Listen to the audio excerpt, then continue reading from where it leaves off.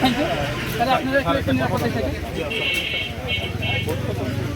হ্যাঁ, পরীক্ষা চলছিল। কোনো পরীক্ষা 10টা থেকে, কোনোটা 11টা ইনকোর্স পরীক্ষা, তো ক্লাসের আমরা টাইমের বাইরে পরীক্ষা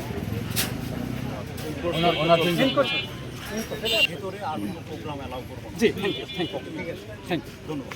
শান্তশিষ্ট এবং কোনো ধরনের পিকেটিং বা কোনো ধরনের লাঠিসোঁটা ছাড়া ছাত্রদের অনুমতি দিচ্ছিল, তো সেটা তো হয়নি। তো এখন যে ককটেল বিস্ফোরণ বা এই যে লাঠিসোঁটা ভাঙচুরটা হইলো, আসলে এটাকে আপনারা কীভাবে দেখছিলেন? যেহেতু একটা শিডিউল ছিল, গতকালকেও একটা প্রোগ্রাম হয়েছে, আজকের প্রোগ্রামকে নিয়ে একটা উত্তেজনা চলতেছে, উভয় পক্ষ থেকে বিভিন্ন কথা আসতেছে। যেহেতু পরিস্থিতি একটা সৃষ্টি হয়েছে, আপাতত আমরা কোনো প্রোগ্রাম আর চাচ্ছি না এই মুহূর্তে কলেজে। ক্লাস পরীক্ষা যেগুলো চলতেছে এগুলো স্বাভাবিক চলছে, এবং বহিরাগত কেউ যাতে এখানে প্রবেশ করতে না পারে সেটাও আমাদের। পাশাপাশি আমাদের সাথে কলেজের এবং প্রতিষ্ঠানের লোক থাকবে, তারাও আইডেন্টিফাই করবে কে বহিরাগত কে বহিরাগত।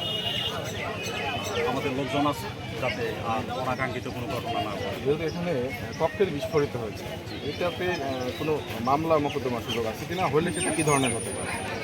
এটা অভিযোগ প্রাপ্তি সাপেক্ষে ব্যবস্থা নেওয়া হবে। যদি অভিযোগ করে, এটা কি কলেজ কর্তৃপক্ষ করবে নাকি যে কেউ করতে পারে, আপনিও করতে পারেন। ঠিক আছে।